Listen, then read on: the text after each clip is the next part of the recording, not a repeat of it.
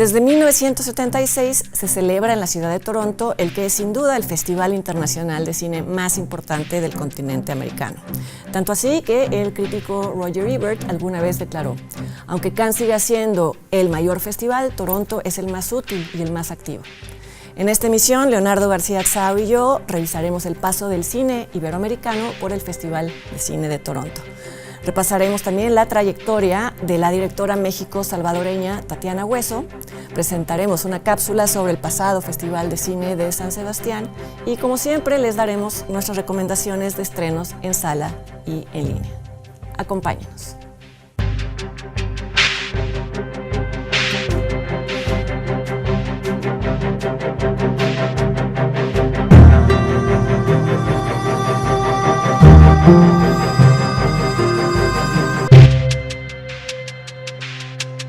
¿Qué tal? ¿Cómo están? Bienvenidos a una emisión más de Encuadre Iberoamericano. Hola Leonardo, ¿cómo estás? Bien, ¿y tú, Fernando? Bien, también, gracias. Pues como ya les anticipamos, vamos a dedicar este programa a hablar del Festival de Toronto por dos razones. Una, porque acaba de celebrarse, y otra, porque es un festival que disfrutamos mucho. Y que tiene una amplia programación iberoamericana desde sus orígenes. Han tenido como una muy clara atención a esta zona de la cinematografía, ¿no? Sí, no todos los festivales, muchos han sido hasta en años recientes que han incorporado en su programación cine iberoamericano o latinoamericano, pero Toronto lo ha hecho desde el principio. Sí. Y tiene la ventaja que al no ser competitivo, o sea, al no ser un festival que otorga premios, pues tiene mucha más libertad para programar todo tipo de cine. No quedan fuera películas, que es lo que a veces les ponen dificultades al cine latinoamericano para entrar a otros festivales, ¿no? Ahora, sus orígenes se remontan a 1976, cuando originalmente se llamaba el Festival de Festivales de Toronto, porque ya se está planteado que era una especie de resumen de lo mejor de los diversos festivales de Cannes, de Berlín, de tal. Pero después dijeron, no, vamos a quitarnos esa porque se volvió una plataforma muy buena para los estrenos de otoño, que son las que después generalmente coinciden con las que se candidatean para el Oscar. Y también es la vía de entrada de muchas películas a Norteamérica. Exacto, y que por es lo el tanto punto de entrada.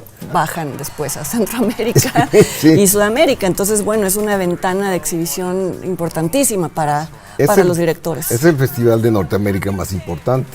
Y esto de que sea el Festival de Festivales, pues es la razón por la que nosotros, bueno, por lo menos tú y yo lo aprovechamos bien, ¿no? Sí, porque, claro. Bueno, quienes no podemos ir a lo largo del año a todos los festivales porque sería incosteable y sería muy complicado, pues sabemos que finalmente la mayoría de las películas se van a exhibir en Toronto. En Toronto, sí. Y no va a haber problema de que si no la vas a poder ver porque tu acreditación no te lo permite. Realmente es un festival muy bien organizado, muy amigable, como se dice en inglés. Es un pueblo muy amable para...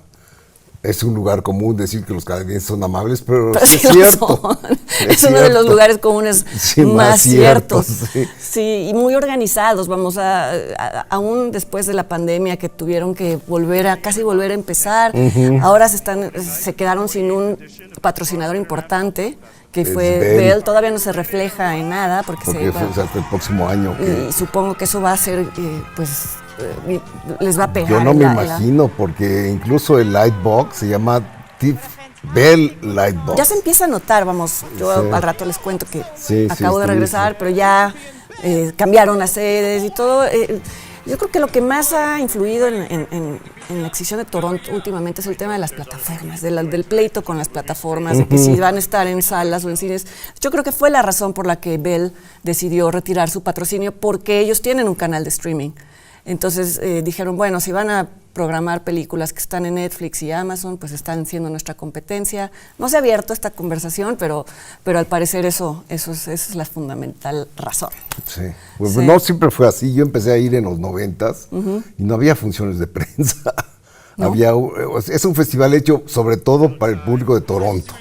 Ese es su target, digamos, su público fundamental no son los invitados, no son los acreditados, son el público que paga. Además, muchos de ellos toman sus vacaciones del año para asistir al Festival de Toronto. Así de cinéfilos son. Y por eso es tan importante el premio del público de Toronto. Claro. Que ya es bien sabido que casi es el premio que de la película que resulte premiada en esa categoría se va a ir colando a veces hasta ganar el Oscar. Sí. Lo cual películas que uno no veía venir como Green Book fue el premio del público en Toronto y acabó ganando el Oscar, ¿no? O sea, por encima de Roma. No, bueno, fue el peor.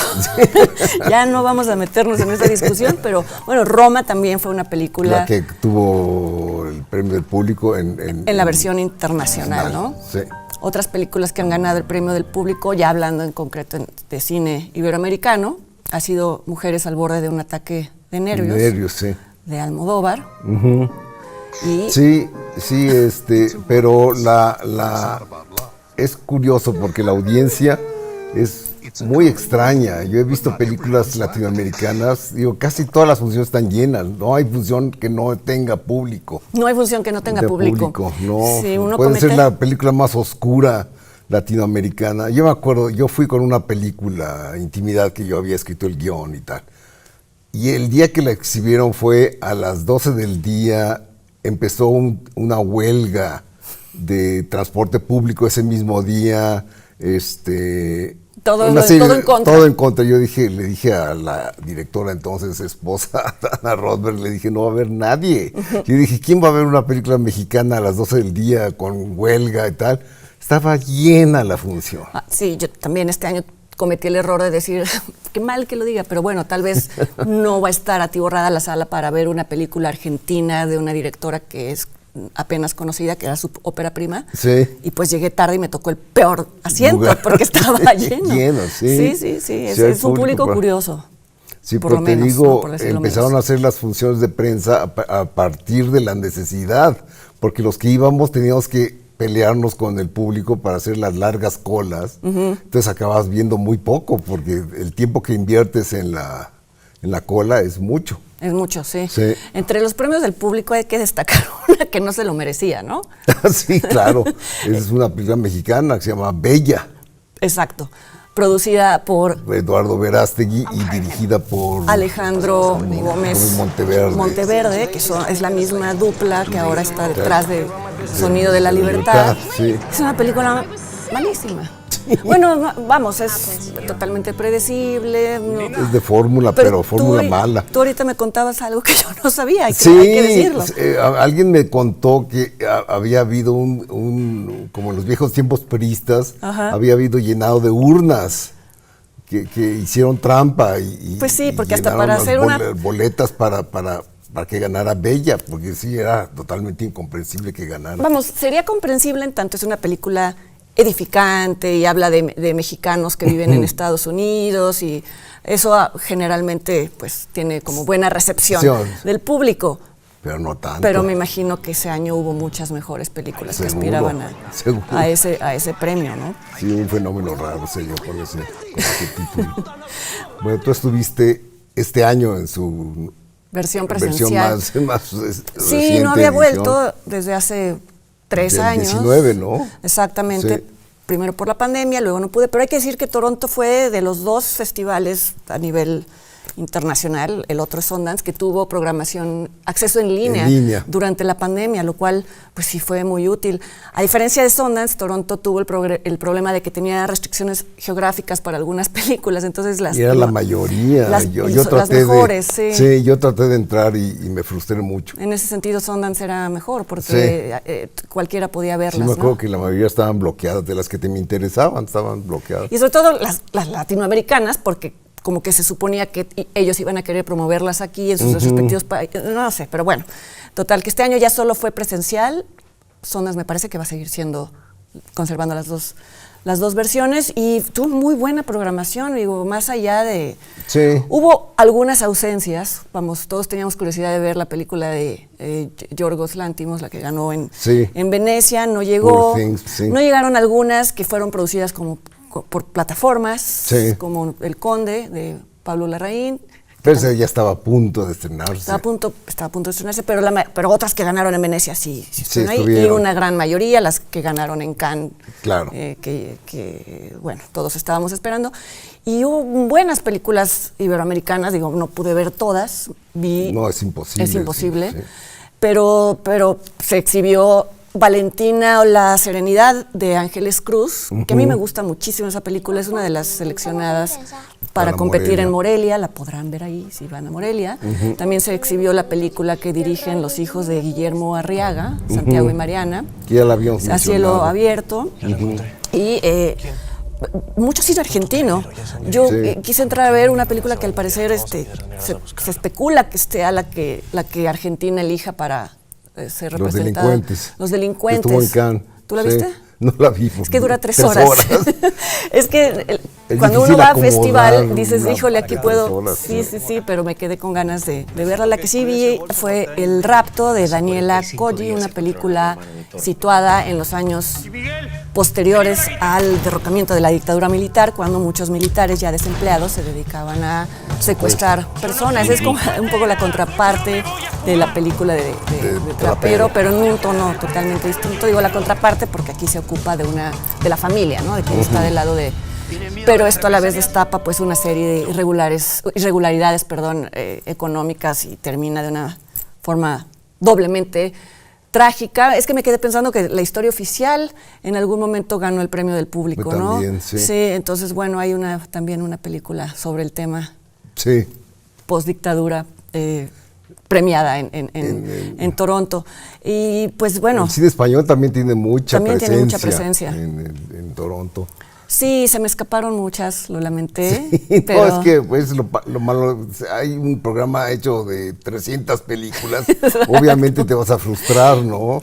Sí. Intenté esta vez ver como mínimo 3 al día y Al aún día, así, sí, pues y aún dices, así es imposible. Pues es una décima parte, ¿no? Sí, claro. Pero bueno, por lo menos sí es un buen catálogo, es una buena forma de ver qué ¿Todavía películas. editan el catálogo o ya no?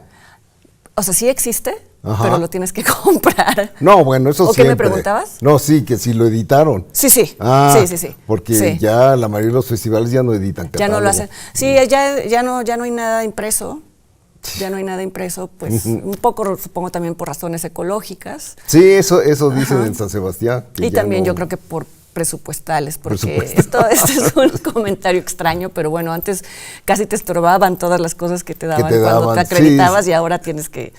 Es que los catálogos son muy útiles. Muy útiles, sí. Vamos, no te da ni siquiera un calendario impreso ya, lo cual es una pesadilla, porque tienes Sí, que tener no, bueno. la programación en la Sobre todo cabeza. en el teléfono. Entonces, bueno, de los retos presupuestales a los que enfrentan los festivales en general, sí. ¿no? Entonces, bueno, sí, creo que fue una buena edición. Sí. Ganó el premio público una película que no vamos a comentar aquí porque es una película estadounidense, pero sorprendentemente buena. Y digo sorprendentemente buena porque no era una película complaciente, ¿no? A mí siempre me entusiasma que no ganen Que no películas películas complacientes. de final feliz porque eso es predecible. Entonces, bueno, ya la veremos luego, que se llama American Fiction. Bueno, pues para seguir hablando de nuestras favoritas, vamos a hacer una pausa y volviendo, tanto Fernanda como yo, daremos nuestras favoritas de la programación iberoamericana de Toronto.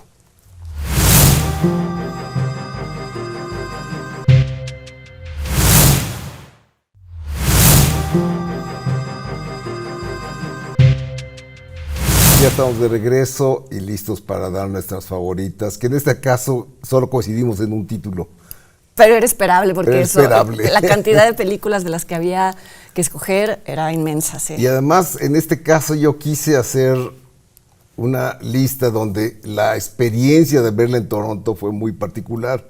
O sea, todas menos la número 1, las vi en Toronto y la experiencia fue muy especial, Ok. ¿no? Así, mi número 5 es El secreto de sus ojos de Juan José Campanella, que la función fue apoteósica, no sabes.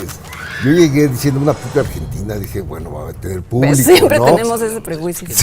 Sí, va a tener público. Ajá. Entré y era una de las salas grandes, y no había lugar sino hasta arriba, que ay, por suerte me encontré unos amigos que tenían un lugar vacío y me senté ahí, pero veía yo la pantalla chiquitita Y la función fue así de... ¡ah! Y yo dije, bueno, la película es buena, es de lo mejor de Campanella. Claro, sí. Pero nunca supuso que despertara tanto entusiasmo. Yo recuerdo que incluso el famoso plano secuencia que ocurre en un estadio de fútbol, que es una toma como de 5 minutos de plano secuencia muy, muy virtuoso, hasta hubo gente que aplaudió, cosa que es raro, ¿no? Entonces sí es... Qué bonito, ¿no? Sí, Como aplaudir algo técnicamente Exacto. bien hecho. Y luego me encontré a Campanella saliendo, lo felicité y no se acordaba de mí, a pesar de que estuve en una comida con él en Valladolid. Bueno, estaba emocionado. Estaba emocionado, ¿no? pero bueno, lo felicité por el... Y después ganaría el Oscar. Después ganaría el Oscar. El segundo Oscar que se llevaba el cine argentino, sí. Ah, pues qué buena experiencia. Sí. Pues mi número 5 no la vi en Toronto, la vi en San Sebastián, porque fue el último año que fui a San Sebastián para después mejor ir a Toronto porque era más práctico. Pero es una película que le tengo como cariño por alguna razón y que además es de un autor, de Manuel Martín Cuenca, la película es Caníbal, que también ha tenido una presencia constante en Toronto, en San Sebastián, por supuesto, y en nuestras conversaciones, ¿no? Sí. Y bueno, y Caníbal, digo, me pareció raro que pasara a Toronto porque no ganó nada en San Sebastián. En San Sebastián, y después sí fue muy nominada en los Goya, recuerdo que entonces sí, era la historia de un sastre de pueblo, interpretado por Antonio de la Torre, que pues tenía el gustito por comer. Por la carne humana. Pero bueno, se mezclaba todo esto con el imaginario católico de un pueblito en Sevilla, entonces pues era muy interesante. Pues es un autor que nos gusta mucho como cuenta historias de personas retraídas, que no necesariamente destacan ante los demás, pero siempre tienen algún secreto oscuro. Así es. Bueno, mi número 4 es una mexicana, Las Niñas Bien, de Alejandra Márquez Abella, que me parece una película estupenda, una estupenda adaptación de un libro de Guadalupe Loaesa, que daría a pensar una visión burlona y no lo es. Eso ya la hemos comentado muchas veces en el programa. Y es una película cuya calidad me hizo que me decepcionara la siguiente película de Alejandra.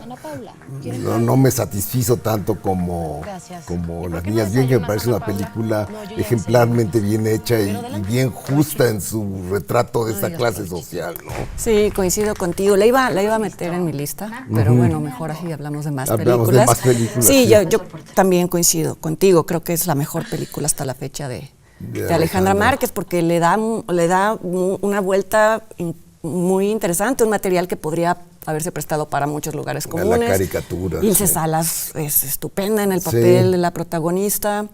Y pues sí. Sí, yo recuerdo además que viéndola en Toronto decía así, que viendo una película mexicana tan buena que nos represente. Sí, así es. Yo la vi en otro lugar, pero recuerdo que despertó mucha expectativa y después muchas buenas críticas en Toronto, ¿no? Sí, mi número 4 es Bellas de Noche, de María José Cuevas, que es un documental del que hemos hablado. Es un documental que visita o revisita la vida de las famosas vedettes mexicanas de los 70 y de los 80 y las rescata de un olvido, pues muy sintomático, por otro lado, ¿no? Ese olvido de la que fue símbolo erótico en algún momento, y de repente pasan los años y ya nadie se acuerda de ellas, ¿no? Y lo que es interesante es que el documental mismo les da ese segundo aire, porque volvieron a tener una especie de atención estas mujeres, unas viviendo vidas ya totalmente como reclusas, pero bueno, el documental mismo les da vida por el trato empático que le da María José Cuevas, que creció pues casi rodeada de ellas, porque sus papás, que fueron José Luis Cuevas y Berta Cuevas, pues siempre las tenían personas muy extravagantes y en su casa como invitada, entonces ella las recuerda casi como personajes de su infancia y eso hace que ellas se comporten de una manera pues como no lo harían quizá con otra directora, ¿no? Claro. Muy bien. Tu número 4. Mi número 3 es el autor, justamente Manuel Martín Cuenca, que yo recuerdo, yo había leído el guión y la fui a ver, tratándose de este director que nos gusta, la fui a ver y me sorprendió lo bien adaptado que estaba el guión a la pantalla, y cómo esta historia de un escritor frustrado tenía como muchas lecturas, ¿no? Entre ellas la del hombre que se siente Dios y de alguna manera modifica la vida de quienes lo rodean. ¿No? Una película que ganó el premio de la crítica de FIPRESI ese año. En Toronto. En Toronto. La vimos juntos, ¿no? Sí. Sí, también aparece Antonio de la Torre como el maestro de literatura. Y ese gran actor que es Javier Gutiérrez, que es una especie de camaleón que cambia de película a otra. Y está muy bien. Con actores mexicanos aparecen Tenoch Huerta y Adriana Paz. Adriana Paz, exactamente. Como parte de los vecinos que se convierten en personajes de este hombre. Manipulables por él. Así es. Mi número 3, pues, es Roma, de Alfonso Cuarón. Es una película que me gusta, sobre todo la recreación de ese México de los 70. Para mí es una película que me revive mi infancia, digo, más allá de la historia que cuenta, más allá de lo que quiere decir sobre las relaciones entre las familias mexicanas y las personas que cuidan. Más allá de todo eso, a mí me conmueve mucho el diseño de producción de Eugenio Caballero. Me parece alucinante, sí. ¿No? Digo, crear calles que ya no existen. Sonidos. Y hacerlo nuevamente palpable, ¿no? Es algo que para alguien que vivió esa época en el DF o en la Ciudad de México, es como muy impresionante. Sí, yo creo que la combinación entre las obsesiones de Cuarón y la bienhechura de Eugenio Caballero dio fue como resultado esta cosa. Y recuerdo que la película se había recién exhibido en Venecia. En Venecia. Yo la había visto antes aquí en México, una función especial, pero fue impresionante cómo cuando se anunció el premio, en Toronto abrieron muchísimas funciones de prensa. No sé si golpes para verlas. Sí, que ahora este año una de las cosas en las que se notó también menos presupuesto era que se redujeron las funciones de prensa para poder incluir más funciones al público, que son funciones pagadas, y pues bueno, es justo, ¿no? De algo tienen que vivir los festivales. Sí. Mi número 2 es La Llorona, que yo recuerdo, de Jairo Bustamante, cineasta guatemalteco, que yo recuerdo que leí la sinopsis y dije, esto puede ser o muy bueno o un horror. Y me sorprendió tanto la película, lo bien que combina ambas instancias, es decir, lo sobrenatural implícito en el título de La Llorona, con el juicio político que se le sigue a un dictador genocida, ¿no? Entonces esas dos vertientes las combina tan bien. Es sin duda la mejor película que ha hecho hasta la fecha Bustamante, y sí me sorprendió, me dio mucho gusto haber apostado por ver La Llorona. Que a veces es lo que hace uno, entra sin tener idea de bien a bien. Sin tener idea, exacto. Mi número 2 me pasó un poco lo que te pasó a ti con la película de Campanella. Ajá.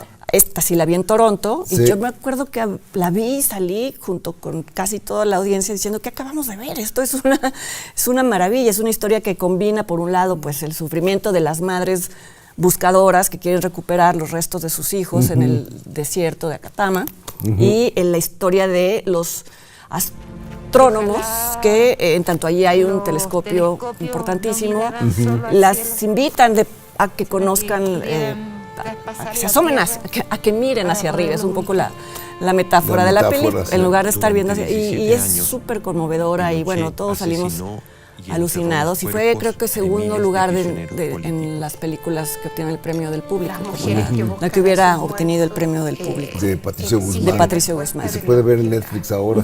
Sí, ahora están casi todas las películas suyas, ¿no? Así es.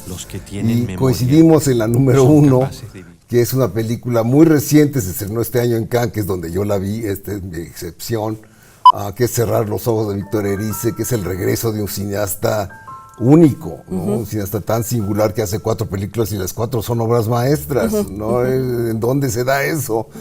Después de 30 años de no filmar. De no filmar, ¿no? Bueno, soy los cortitos, ¿no? Pero esta es una película tan emotiva y tan sabia sobre los efectos del cine y la memoria, que realmente es una película... Yo confieso, tú me la habías recomendado mucho porque la habías visto en Cannes, y que estaba en tu lista, en Toronto, y dije, la voy a ver. la pensaba ver, pero se me empalmaba con 20, quizá hubiera escogido otra y dije, a ver, y también quedé deslumbrada, tantas capas que tiene, y empieza y dices, ¿qué cosa estoy viendo? Y luego te das cuenta de que es, o sea, un director con una lucidez que ya la quisieran muchos directores jóvenes, sí. Y dura 3 horas también, a propósito de las películas. Y en ningún momento sientes que la película se alargó. Que está de más, nada. No, es una película que en San Sebastián también fue un suceso, porque se le dio el premio Donostia a Víctor Erice, y fue como, aunque ya se estrenaba al día siguiente en todas las salas de España, de todos modos fue un suceso, y su conferencia de prensa fue así como multitudinaria, sí, porque es un personaje ya mítico, Erice, ¿no?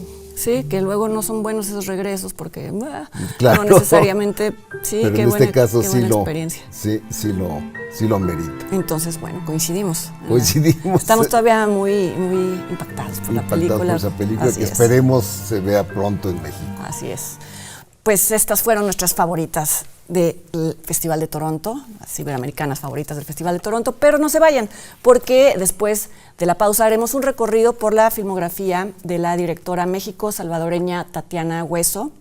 También haremos el acostumbrado In Memoriam, en donde recordamos a las personas fallecidas en el último mes, y les vamos a presentar una cápsula realizada por el canal 22, una entrevista con la productora y el director de la película Lumbre en Sueño.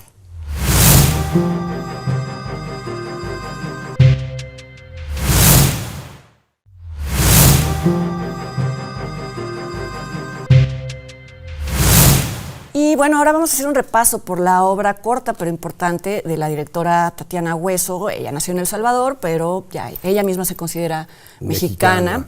Estudió en el Centro de Capacitación Cinematográfica. ¿Fue tu alumna en algún momento? Sí, no recuerdo a qué generación pertenece, ya ves que tienen apodos. Sí. No sé si es de los yapaqués o sí, pero por ahí va. Pero bueno, yo creo que es de las directoras mexicanas más importantes en este momento, sin duda, y demostró su talento desde su primer documental, El lugar más pequeño, sobre la guerra civil en El Salvador. Yo recuerdo que la vimos la exhibió en Ambulante, le dimos ahí el premio se daba una beca, la beca Gucci Ambulante, porque era sin duda el mejor documental por cómo podía, bueno, lo hemos visto, no sé en dónde se pueda ver, ojalá se pueda ver en alguna plataforma. ¿Está en Filmin Latino? Está en Filmin Latino, sí, ojalá, lo malo es que no se puede ver desde fuera de México, pero si nos ven dentro de México, ojalá la puedan ver, porque es muy emotivo cómo recrea los testimonios de los sobrevivientes. De la guerra civil y de los estragos que hubo en un pequeño pueblo. En La Cinquera, ¿no? En La Cinquera, llamado La Cinquera, y cómo se reconstruye el pueblo, ¿no? Cómo hay una especie de renacimiento de toda la población. Y recurre a un recurso, valga la redundancia, que ha seguido utilizando en sus demás películas, pero yo creo que aquí es en donde mejor lo luce, que es el empalmar, yuxtaponer la voz de los afectados con imágenes que no necesariamente tienen que ver. En algunos casos, incluso en este documental, son imágenes que en otro momento, sin contexto, serían hermosas, pero aquí toman un sentido diferente, ¿no? Porque, bueno, es como el renacer de la vida en un pueblo que fue totalmente destruido. Devastado, sí. Exactamente, ¿no? Sí, no, es muy buen documental. Y antes de El Eco era mi favorito de Tatiana. Ah, bueno, ya llegaremos ya llegaremos, sí. Y su siguiente película, creo que ya en adelante todas han sido producidas por Nicolás Ellis, que hemos hablado de él, ¿no? Sí. Amplía el tema que le importa, que son las personas desaparecidas o que han sido víctimas de algún abuso, en este caso hablando de dos mujeres desaparecidas. Sí, ¿no? Son dos historias que se van intercalando. Que se van contando ahí. La hija de una mujer que trabaja en un circo, la mujer y la hija. Y la hija desaparecida de otra. Una mujer que estuvo en la cárcel injustamente y pagó, bueno, los 20,000 infiernos, ¿no? Exacto. Y me parece que coincidimos, ¿no? Que en este caso el recurso quizá no funciona tan bien. A mí me pasa, y la volví a ver y me volví a pasar, me parece a veces un poco confuso. A veces están demasiado divorciadas las imágenes de lo que se está contando, Entonces sí crea al menos en mí, sí me distancia del producto, ¿no? Digo, ¿por qué estamos viendo una pescadería cuando están hablando de tortura? ¿Me entiendes? Es algo así como... Porque las imágenes mismas van contando una historia y entonces empiezas a construir la historia de las imágenes y te cuesta conciliarla. Sí, claro, lo que pasa es que es limitación mía, pero bueno. Mía también. Sí, ¿no? Porque fue un documental muy festejado, muy premiado. Hay que decirlo, sí. Quizá yo creo que el más exitoso hasta la fecha. Noche de Fuego también le fue También muy Noche bien. de Fuego. Sí. Pues sí, y también logra imágenes bellas al final, cuando ya... Pues su fotógrafo es estupendo, Ernesto Pardo es un colaborador esencial, consigue unas imágenes bellísimas dentro del tema que es horrible, consigue unas imágenes realmente que son como estudios fotográficos, ¿no? Sí. De alta estética. Su siguiente película es una ficción, fue Es su una primera ficción, ficción, sí.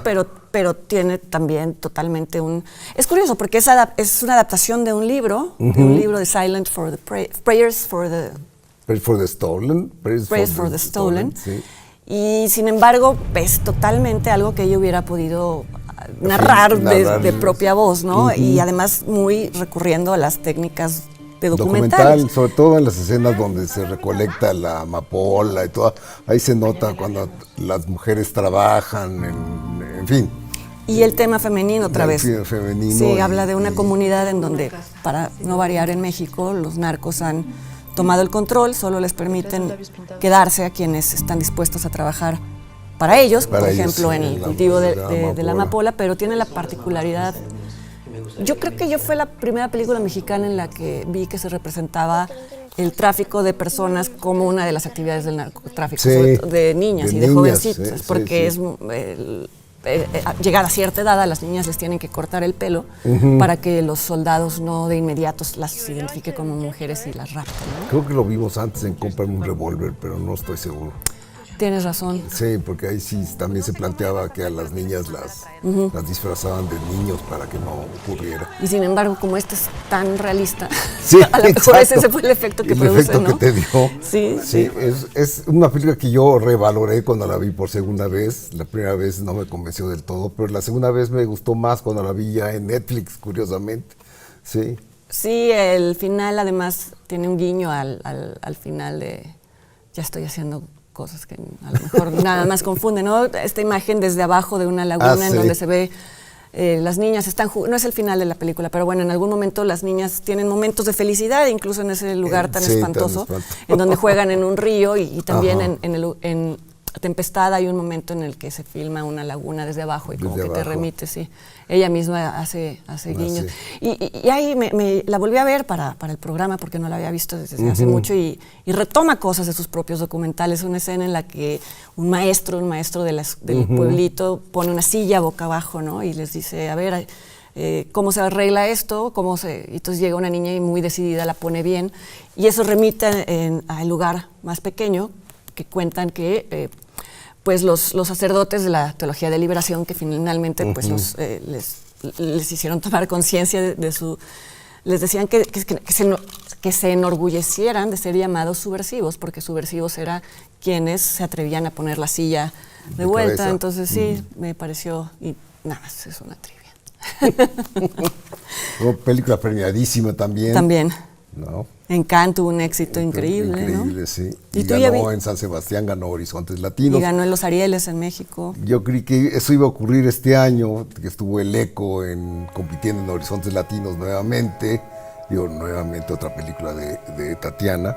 Y es una película increíblemente diferente a los anteriores trabajos, porque trata sobre los niños de una comunidad rural llamada El Eco en Puebla, y en tanto se enfoca a los niños, deja ver un lado tierno y esperanzador, ¿no?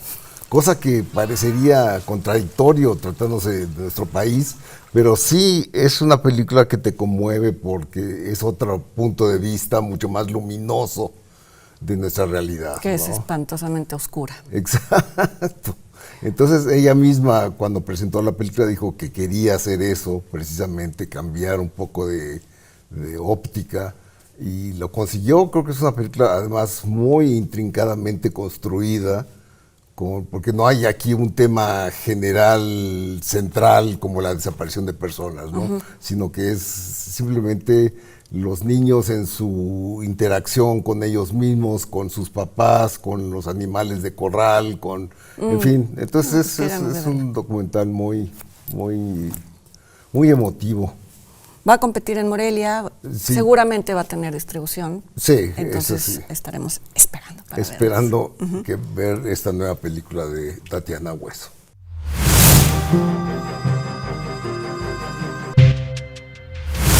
Y bueno, ahora vamos a recordar a personas relacionadas con el mundo del cine, actores, directores, promotores que fallecieron en este último mes. Uno de ellos fue Benito Castro, multifacético comediante mexicano. Lo recordamos sobre todo como comediante, aunque Sí. bueno, perteneció a una familia de músicos, los hermanos Castro. Entonces, bueno, a veces se presentaba con ellos, pero también apareció muchísimo en televisión y en algunas películas. Muy pocas películas, la verdad. Pocas películas Sí. en comparación a las apariciones y los programas que tuvo en televisión, Sí, ¿no? televisión era... Sí.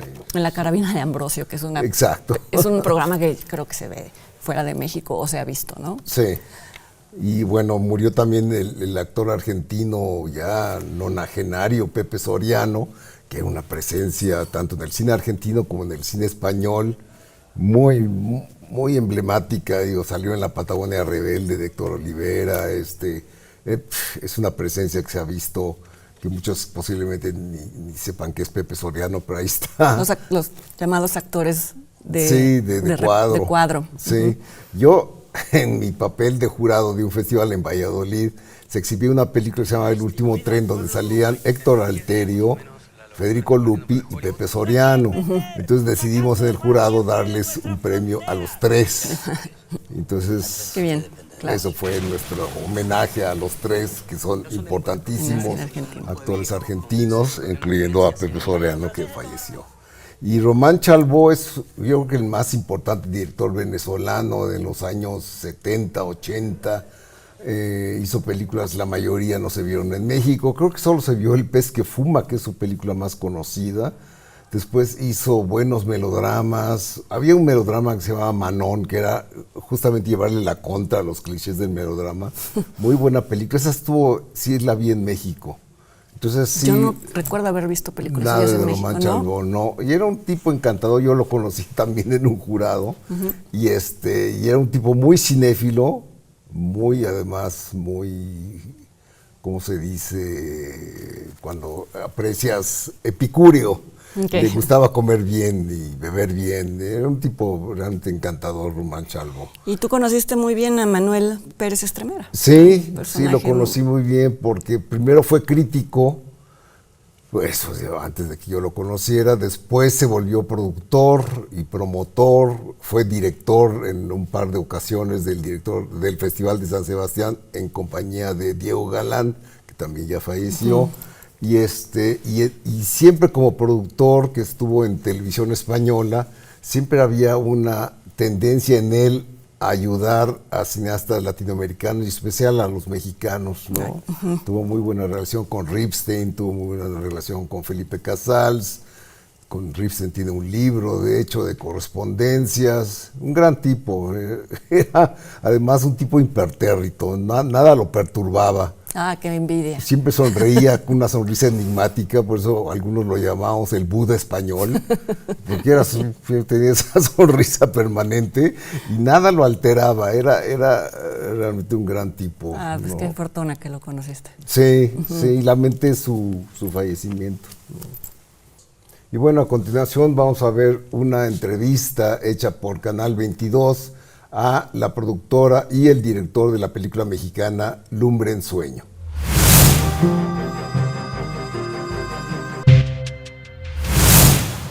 Yo me llamo José Pablo Escamilla, soy el director de Lumbre en Sueño, que es la historia de un par de chicos que trabajan en una hamburguesería en el Estado de México, en Toluca. Y uno de ellos se va en un viaje, le deja como una caja con sus pertenencias al otro y empieza como un diálogo con el vacío que deja este amigo. pues un poco de eso se trata. ¿Vas a volver o...? Yo espero que no. Este proyecto fue uno de los 3 trabajos ganadores del programa Biennale Cole Cinema y es la primera vez que una producción mexicana es seleccionada. Ya habían hecho un par de veces intentos previos de estar en el Biennale College, o habíamos intentado como acercarnos al programa, pero creo que nunca habíamos encontrado como el proyecto indicado. Entonces, como que la verdad es que todo se acomodó. Como que dijimos, ¿qué onda? Metamos, aplicamos, y fue como un proceso muy natural, pero igual nos agarró con sorpresa, con mucha felicidad. Pues estrenar en Venecia está increíble. Yo sé que todo ha cambiado y desde que te fuiste y no tengo a mi lado, en mi mano derecha no la había fallado. Espero que puedas pensar mejor tu Si futuro. pudiera volver el tiempo, date. Les otorgaron un financiamiento de 200,000 euros. No pueden acceder a más recursos y deben de terminar la película en un periodo de 6 meses. Durante el proceso de rodaje de este guión, que sí tenía bastante forma, pues nos dimos mucha libertad para improvisar. Pues teníamos como estos actores con muchísima experiencia y estos nuevos talentos que estaban como respondiendo a eso, y estuvo muy chido, la verdad. Este es el segundo proyecto del colectivo Colmena. Antes filmaron Monstruo, que tuvo su estreno en el Festival de Locarno. Ahora, Lumbre en Sueño se presentó fuera de competencia. ¿Qué haces ahí? Aquí no se pueden tomar fotografías. Y esta fue mucho más grande que la primera que hicimos, tanto en presupuesto como en crew. Y pues en la Colmena hacemos cine colectivo, entonces lo que más buscamos es que pudiéramos cubrir las necesidades de cada departamento y un poco como pensarlo al revés, que si hay algo que está en el guión que nos mete en un problema o de presupuesto o de logística o de lo que sea, en algún problema, pues hay manera como de hablarlo en colectivo y tomar una decisión que cubra las necesidades creativas, pero que también entre en presupuesto. Lumbre en Sueño tendrá su estreno en México en el marco del Festival Internacional de Cine de Morelia.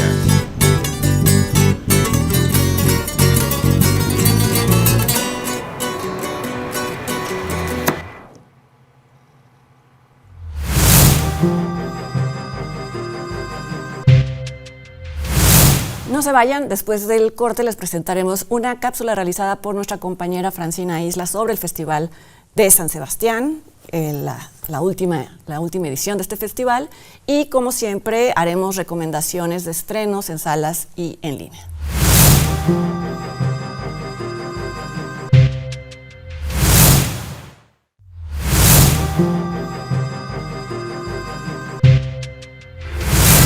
Por 4º año consecutivo, una mujer gana la Concha de Oro del Festival Internacional de Cine de San Sebastián. En esta ocasión ha sido para Ocorno, de la española Jaione Camborda, con una coproducción entre España, Portugal y Bélgica. Ja diu teu nom i la policia està de camí de ella. Me gustaría compartir este premio con todas esas cineastas que están por venir y que serán referentes para las siguientes. La Concha de Plata a la mejor interpretación protagonista, así como el premio del jurado al mejor guión, han sido para Puan, de los argentinos María H. y Benjamín Neistat, una coproducción entre Argentina, Italia, Alemania, Francia y Brasil. ¿Qué cara dura este tipo? ¿Ella se quiere quedar con la cátedra?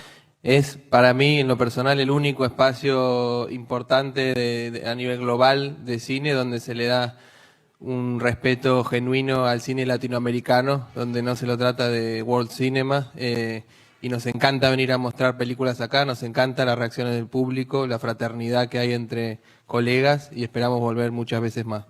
La Concha de Plata para mejor interpretación de reparto fue para el libanés Jovic Keuchkerian, del filme Un amor, de la catalana Isabel Coixet. Yo puedo arreglarte el tejado a cambio de que me dejes entrar en ti un rato. El Premio Horizontes, que destaca el cine iberoamericano, reconoció la coproducción de Argentina, Francia y España, El Castillo, dirigida por Martín Benchimol. ¿Cómo compraste esto? No compré, la heredé. Quiero, celebrar que esta presencia del cine argentino es tan diversa, tan maravillosa, tan pujante, y quizás es difícil como foto del cine argentino ver esta presencia en el contexto que tenemos, que es una amenaza del neofascismo. Gente que cree que todo puede ser un negocio, incluso la venta de órganos, incluso se puede vender la cultura, la salud, la educación. Estamos a tiempo de revertirlo, así que vamos a darlo todo para que eso no suceda. Así que aguante Argentina. Argentina también acaparó los premios Sabaltegui, con sus películas El auge del humano 3 de Eduardo Williams y El juicio de Ulises de la Orden. Soy un militar. Me determinaban un blanco y yo accionaba las armas. El premio del público de la ciudad de Donostia fue para la producción española La Sociedad de la Nieve, de Juan Antonio Bayona. Volveremos a vivir en su imaginación. Hemos decidido que esa dotación económica vaya a parar a una fundación benéfica, que es la Fundación de la Biblioteca Nuestros Hijos. Es una biblioteca que se fundó hace ya 50 años, después del accidente de los Andes, por un grupo de madres que perdieron a sus hijos en aquel avión, y es una fundación que acerca a los niños con menos posibilidades. Este año el premio Donostia se otorgó al director japonés Hayao Miyazaki, al escritor Víctor Erice y al actor Javier Bardem. Sin embargo, el último no asistió al festival en apoyo a la huelga de actores de Hollywood. Habrá que esperar al 2024 para que lo reciba. Para Encuadre Iberoamericano, desde el Festival Internacional de Cine de San Sebastián, Francina Islas, corresponsal.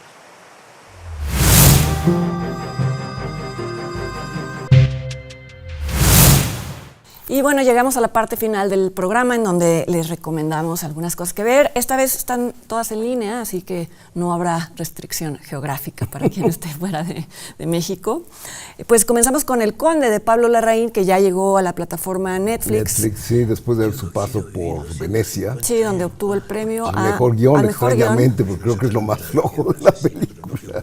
¿No te gustó? No. A mí me gustó muchísimo. Bueno, bueno, creo que visualmente... Visualmente creo que es la película más lograda de Larraín, pero creo que se agota en un momento dado. El chiste de, bueno, no es un chiste, sí, porque no, dice, bueno, no es chiste, el detalle de plantear a Pinochet como un vampiro, que es muy buena idea, pero creo que se estanca en un momento dado la película y se queda más en la cosa visual, que es muy, muy bella, muy hermosa.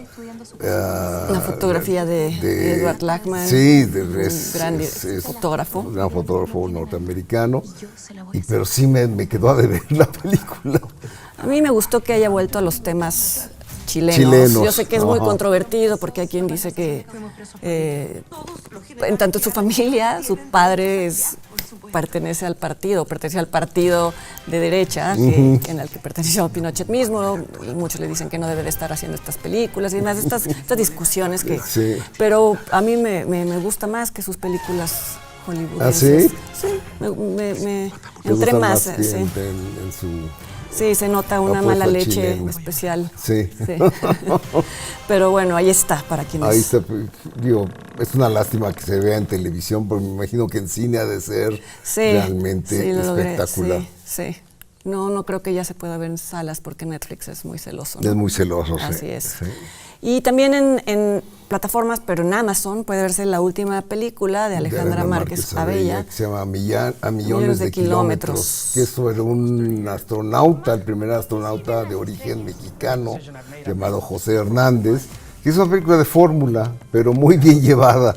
Es una película del que quiere, lo logra. Sí, porque no es nada más mexicano, sino un agricultor, bueno, de familia de agricultores, su familia se muda a Estados Unidos cuando es muy pequeño, vamos, todo en su contra, ¿no? Todo en su contra, los compañeros de escuela se burlan de él, en algunos casos ya más grande lo confunden con personas del servicio, todos los prejuicios que puede haber en contra de los mexicanos y de los latinos en Estados Unidos, pues superados por este hombre. A mí me pareció raro ver a Michael Peña siempre como Michael Peña sin envejecer, en tanto él mismo tiene 20 años y ya después tiene... Después tiene la misma edad. Sí, que tal vez es una tontería fijarse en esas cosas, pero bueno, sí es una película que es inspiracional. Inspiracional, edificante, pero bien hecha. O sea, uno la ve con mucha atención y se da cuenta que sí, en efecto, el que quiere puede, que es el mensaje de Alejandra, de la película. Pues algo en lo que coincidimos, aunque no nos gusten lo mismo todas sus películas, que filma bien, están ¿no? bien hechas, sí. Entonces, bueno, ahí está esta película en Amazon Prime. Y por último, acaba de estrenarse en la plataforma Movie un corto que ya se estrenó en festivales y también en salas. Yo la vi en Cannes, que es Una extraña forma de vida, western gay de Pedro Almodóvar, que supone una especie de continuación a la película Secreto en la montaña, o Brokeback Mountain, de Ang Lee. Ajá. Pero yo, bueno, esto es una anécdota, me llamó la atención que vi una larga entrevista con Almodóvar, en donde habla de sus influencias y en ningún momento menciona esa película. ¿Te pasó? ¿Has leído? Sí. ¿Por qué será? En Cannes sí lo dijo. ¿Sí lo dijo? Sí. Ah, bueno. Sí, aquí casi como si se evitara el tema, como si no hubiera ningún antecedente de romances entre vaqueros. Bueno, pero es lo de menos, porque el corto es estupendo, ¿no? Es muy conmovedor, es duro. Y además es curioso que dura 20 minutos y lo logra decir todo lo que quiere decir y expresar en el romance entre estos dos. Que dice que ahora va a hacer ese tipo de cine. Cuando le preguntan con qué va a experimentar ahora, dice que con el corto, ¿no? Que mucha gente se ría cuando le decía eso, pero dice, pues es que tiene sus reglas que me gustan.